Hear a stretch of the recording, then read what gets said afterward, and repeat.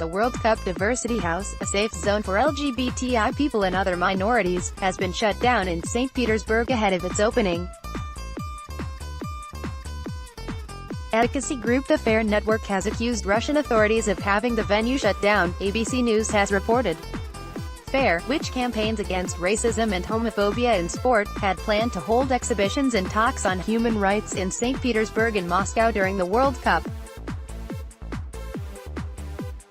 The venue that was to host the St. Petersburg Diversity House pulled out the night before the planned opening, saying the activists were not welcome. "They asked us to leave the place very rudely, switched off the electricity and they explained nothing to us," said an organizer. Other groups renting in the building were reportedly told not to allow Fair to use their space, and an appeal by FIFA General Secretary Fatma Samoura was, to no avail.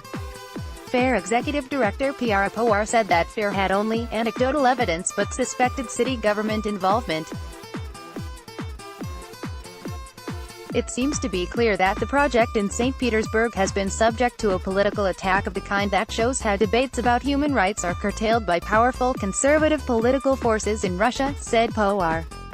The way in which the Diversity House in St. Petersburg has been closed down is familiar to organizations in St. Petersburg. They recognize it as the method through which the city authorities shut down activities which do not conform to their political outlook. If the local authorities apply the same pressure, we are quite prepared with our local partners to play cat and mouse with them until they see the value of what we are trying to do. Despite homosexuality being legal, LGBTI people still face persecution in Russia, and St. Petersburg is an especially conservative political center. LGBTI fans were warned of the risk of violence after extremists made death threats ahead of the World Cup. A gay man visiting for the event was last week beaten and robbed in St. Petersburg, sustaining serious injuries.